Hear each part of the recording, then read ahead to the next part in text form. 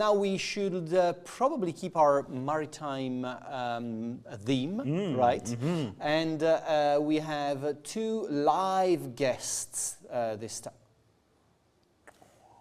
Look at them. Look at Hello, them. Marco. Hi, Hello. Liam. Hello, Liam. Hello, Maslas. Hello, fellas. How's life? The same, I guess. +1 year. Since last event, yes. Good stuff. Good stuff. What's the background? I mean, you're like a proper setup now, right? Yes. Well, actually, this is his office. Yep. Okay. Okay. Okay. And what are you watching on that TV in the background? It's not a TV. It's an Amstrad CPC 6128. Okay. That's really fashionable. Mm-hmm. Yes. So, what do you have in house for us today? First of all, we have the whole team here on the upper floor, at the meeting room, watching the event. We'll just take you, say goodbye, and hello, and whatever. Hello, guys. It's really cool to see you all. There's so many now. Gosh, that's a lot of people, guys. We're still waiting for the pizzas. Anyway. So you know, so the first team is the team has grown quite a lot since last year. Yes. Yes. Yes. Well, no. Last year's event, we were just on the start. Yes, we were starting the team. We were just on Yeah, the start. right now we are 10 in Greece, 1 in Canada. So tell us why. Tell us a lot more about the team and how you developed and what everyone is doing and all that kind of stuff. We are balanced, a relatively balanced team. There are 3 members full-time, back-end middleware, 2 guys working on the UI, and 1 is our researcher and mission designer, and the rest of the guys, the other 3 are artists. We actually build on the foundation that we want to release many DLCs after the initial release of the game. And so we need the momentum, and we want to give people the opportunity to test many different submarines and surface vessels in the future. Good stuff. Well, I'll leave it to Liam to ask you the proper questions, and I'm going to sit down and relax. Yes. So Okay. he's been working very hard all day, believe me. So as I understand it, Well, you we guys know have, that, yeah. So as I understand it, you guys have some never-before-seen footage to show our audience today. So can you maybe tell us a little bit about it? Well, we can tell you probably, I think you probably saw the first and talk about it later. Okay, yeah, no, absolutely. How about that USN trailer, that United States Navy trailer? People probably saw the Chinese Navy trailer, I think that was 2 months ago now. That was very impressive, showing off the entire People Liberation's Army, Navy. And so now today we have a showcase of the American fleet that's operating in the Pacific in Modern Naval Warfare. So let's take a look at that.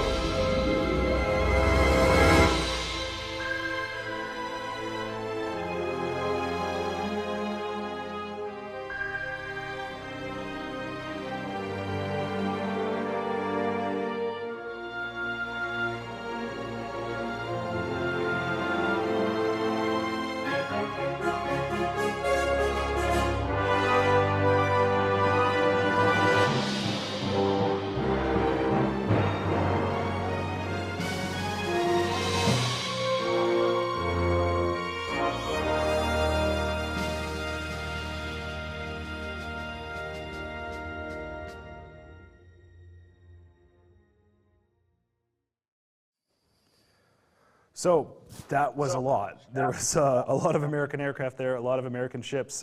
Can you tell us a little bit about the designing of the USN fleet in Modern Naval Warfare? Well, we have added lots and lots of stuff. First of all, these are real models, the ones that we use in game, and actually it was all rendered in game, including these screenshots here. So apart from some different visual effect overlay from the game engine, not on post, but right on the recording, we didn't change nothing on that. We've got Arleigh Burkes, we've got Ticonderogas, we've got Nimitz class carriers, San Antonio amphibious assault vessels. We've got lots and lots of stuff going on in there.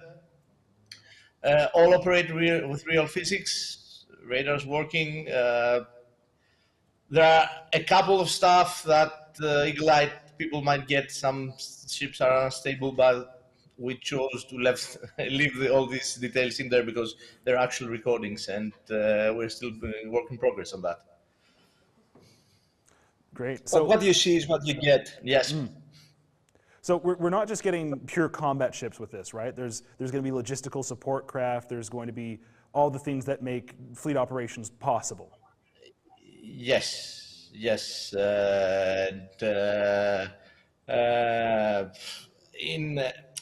We've got a series that is not depicted here of also civilian vessels, tankers, bulk carriers, container ships, whole slew. So it's not going to be an empty environment where you fight. There are missions that are on some quiet side of the South China Sea, but there are other missions that might be near a traffic lane, and there things are going to get complicated. Yeah, I imagine, because Modern Naval Warfare, you're primarily going to be in command at the launch of a Virginia-class submarine, so civilian traffic, those contacts are definitely going to be important for a submarine commander. Very, very important. It's really difficult to differentiate between, let's say, an enemy vessel that uses Godot. Godot is diesel or diesel engine configuration, because we model the whole engine infrastructure of these vessels. So we have combinations for propulsion that might be gas and diesel, or diesel and gas, or diesel and diesel. There are different combinations on different vessels.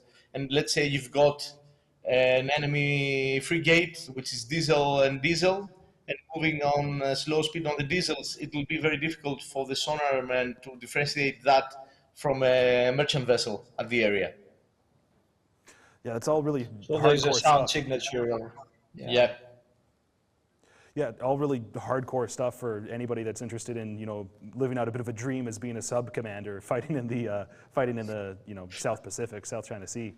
As I understand, getting Atlant and stuff. With all the trouble included.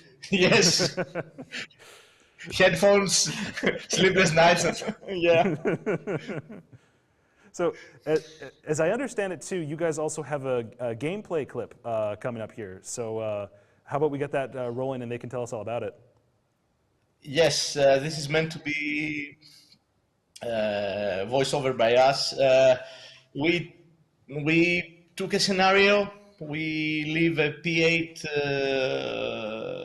MPA, Maritime Patrol Aircraft, which is essentially a 737 by Boeing, converted for maritime patrol. And the ASW, yeah. Yeah, and we decided to leave it, to load a flight plan and leave it attack a brand new type 55. The Chinese call it destroyer, actually cruiser. We took off all, disabled all long-range weapons for the frigate and left only, for the destroyer, sorry, left only the defensive weapons. Mainly hard kill and soft kill countermeasures, and then run, I don't remember how many scenarios, and check the results. It's all real time, it's all recorded one after the other, and then we tried to superimpose 3 different versions, one where we have both hard and soft kill enabled on the destroyer, then Only the scenario, CAD and then only the soft. Exactly. And that's the three parts you see here. The flight plan of the Harpoons follow in this scene are exactly the same, but due to differences in weather and Sea state and whatnot, you can see that there are slight differences on how they operate. Although their mission is the same. Yes, exactly. Yeah. Now we have a hard and soft kill case. The captain decides to launch some countermeasures. They're essentially chaffs. This is the only hard kill case, and this is the soft kill case. The hard kill means that they will operate the CWIS weapons, close-in weapon systems like the Phalanx yeah. and the HQ-10, which is the Chinese equivalent of the RIM-116. The soft kill, they just launch countermeasures and start to move left and right just to avoid the attack. And this is what it's actually starting yes. to happen. The AGM is closing in. Yes. This is the Harpoon. And on this case, you can see that the Harpoon tries to decide between the countermeasure or the target. Here there are no countermeasures live, so it goes directly to the target. And soft kill, hard kill scenario, the gun starts to fire, trying to track the missile, and this is again another of these cases, but unfortunate for the destroyer. It was an unfortunate in case. Fact, the only case that we managed to save the vessel is when they used a combination of both hard kill and soft kill. Well, the issue here is that we had really hard time on recording this stuff, and the reason is that we use real world speeds for all things, including the missiles. And in essence, having a Harpoon getting towards you at Mach 0.7, you don't have much sense to see the missile attacking you. Mm-hmm. Also, if you see the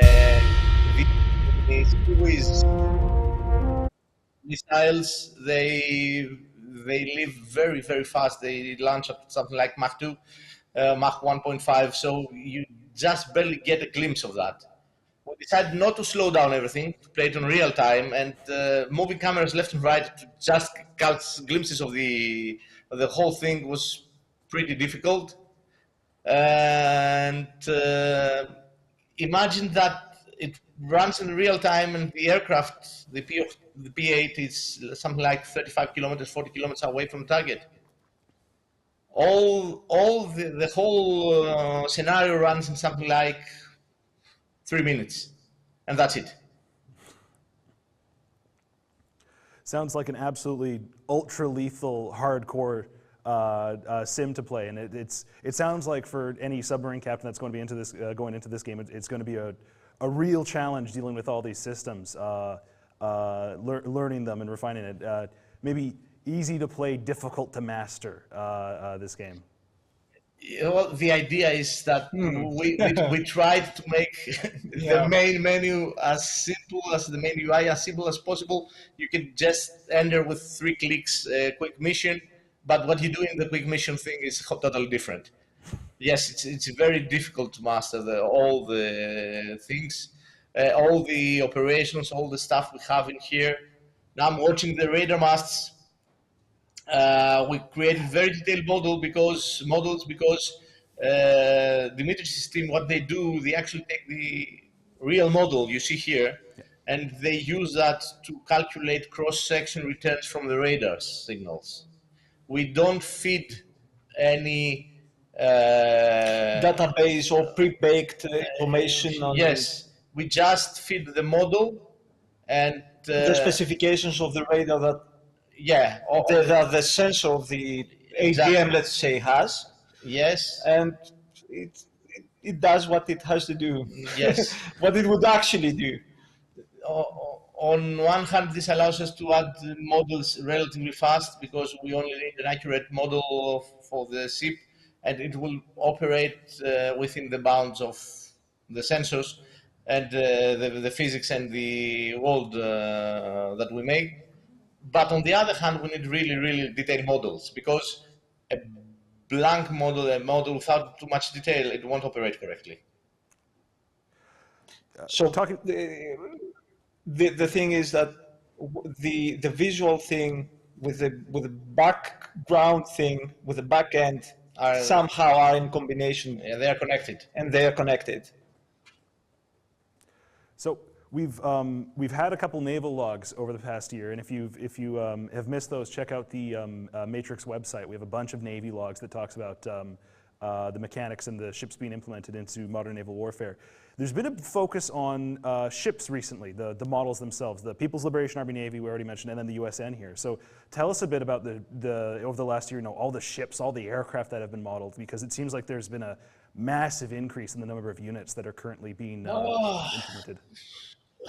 We have, for the Chinese fleet, which currently is the largest fleet in the world, although they have some significant old vessels, they did a huge build-up recently, and they have Type 55 cruisers, Type 56 corvettes. We have two variations, one with dipping sonar and one without. We have two types of amphibious assault vessels. We have LHDs. We have the whole Type 52 family of destroyers, 52 Bravo, 52 Charlie, 52 Delta. There are lots more than that. We have MPA aircrafts, Y8, Y9, Z9 helicopters. That's the Chinese side. I'm probably missing 2 or 3 of those. Type 54 frigates. How's the catamaran is called? Oh yes, the Type 22 Hubei. The list is huge. Luckily for us, the US fleet is easier to model, because the US Navy traditionally depends a lot on escort vessels, and they currently have 2 main categories: the cruisers, which are the Ticonderogas, and the family Harley-Berks DDGs. So I guess if you get a carrier, Ticonderoga, and an Harley-Berk, you're set with a US Navy, a basic US Navy fleet. However, we still have escort vessels for the US Navy fleet, and we did a lot of work also modeling various weapon systems. Mm-hmm. We've got Block 3, Block 4 Tomahawks. We've got the whole family of the Russian-made equivalents, the Kalibr missiles, including the supersonic variant, the Chinese supersonic variant. We've got Harpoons. We've got NSMs, the new US missiles. We've got the LARMs. Sure. We got tons and tons, as detailed as the Harpoon you just saw here. We've got a whole slew of anti-air guns. All these are modeled one by one. And I'm very happy with my art team, because they are giving their best to get details that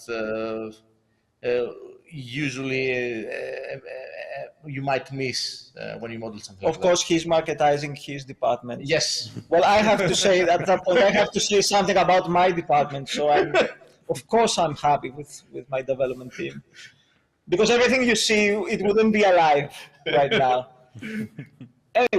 Anyway. Oh, that's fantastic. Every time we get new visuals in from, say, the dev logs, the Navy logs, it's always a treat, and it's always really impressive to see the work you guys are putting into this project. And every time it's a real thrill to get one of those out there. So thanks for these materials. They've been really fantastic over the year. Taking a look at those. Guys, can I ask a question?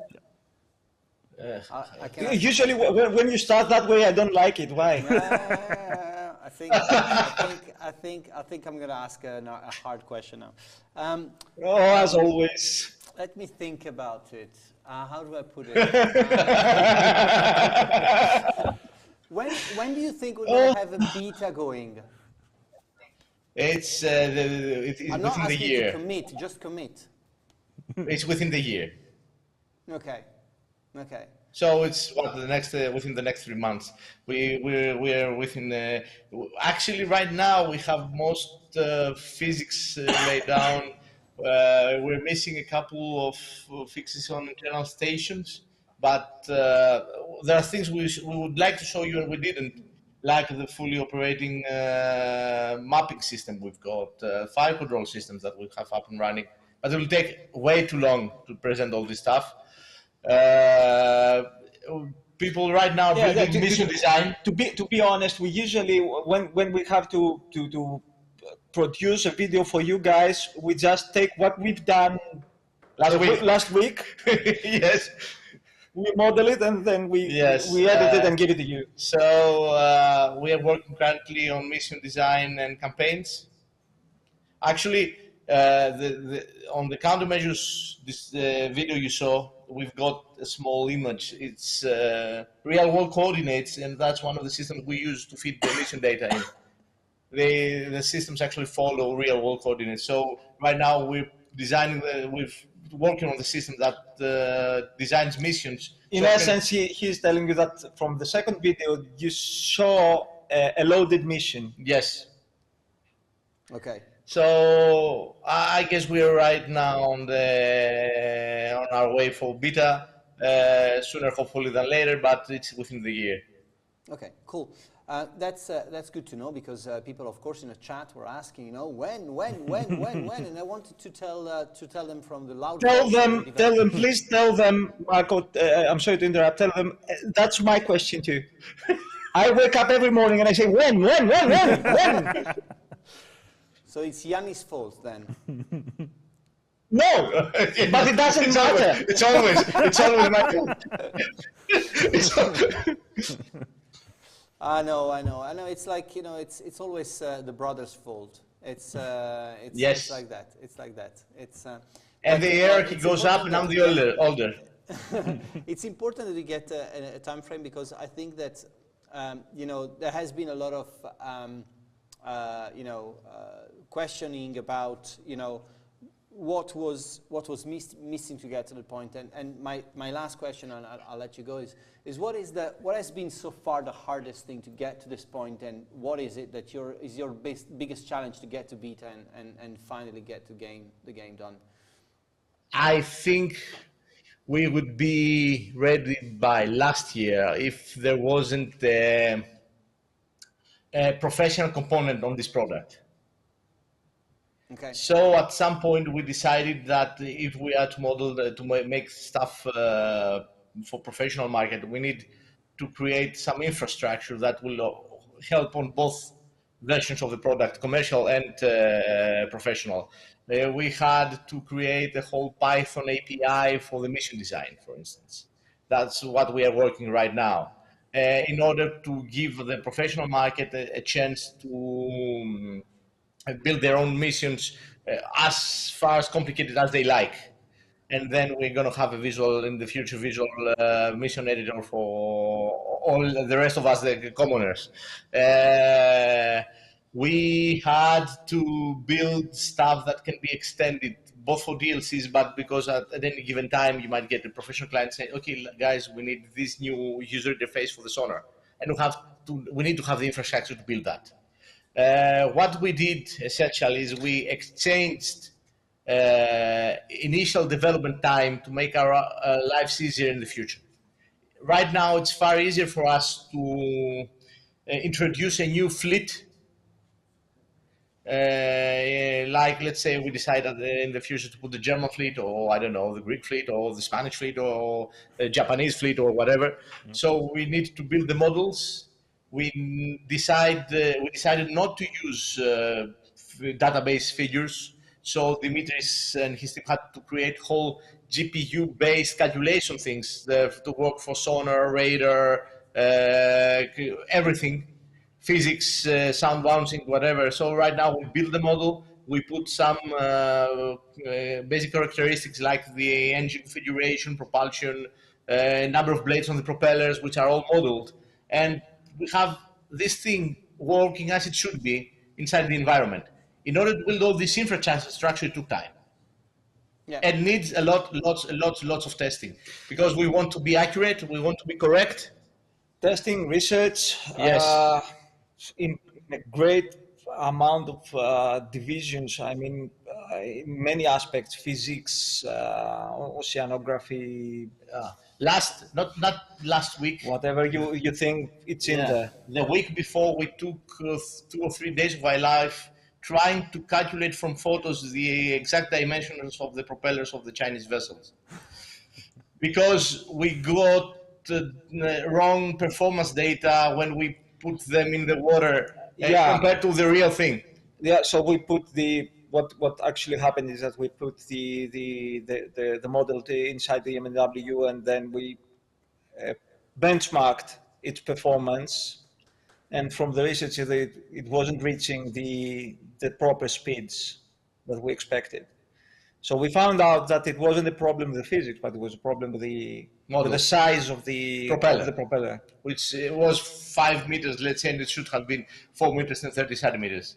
So research, it's a big part in MNW. I think this answers a bit, the worries of the community in saying, this is taking a long time and so on. So they can actually see from your answers why, and what goes beyond, making this game and how long it takes. You know what? Right.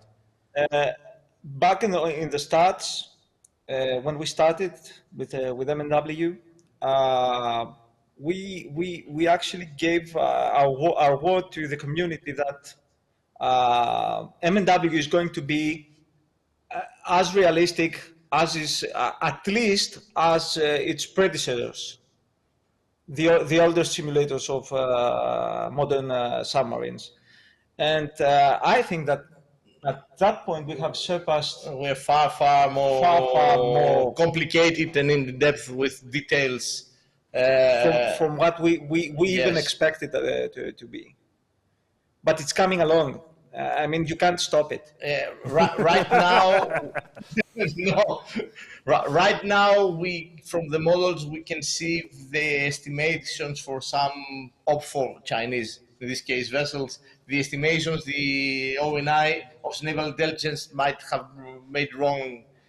Don't say that. Yes. Don't say that live. Yes. Last time they said that. CIA, yes. Don't mention yes, such we stuff, got some figures and we've seen that probably the vessels were lighter than what they expected, because they cannot have access to real world data, obviously. Well, guys, but we might be wrong. on this dodgy note, we thank you a lot for joining us today's Home of Wargamers. I hope that not I hope. Next year when we see you, we're going to announce the first DLC. Oh, yeah. Yes. Or release the first DLC. Who knows? but I don't.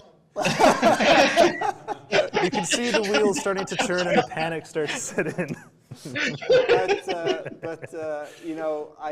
I think that the next time I'll see you, it's not going to be in a year's time, but for the launch of the game, hopefully, we'll do a full session of you guys playing the game and telling us a lot more about it.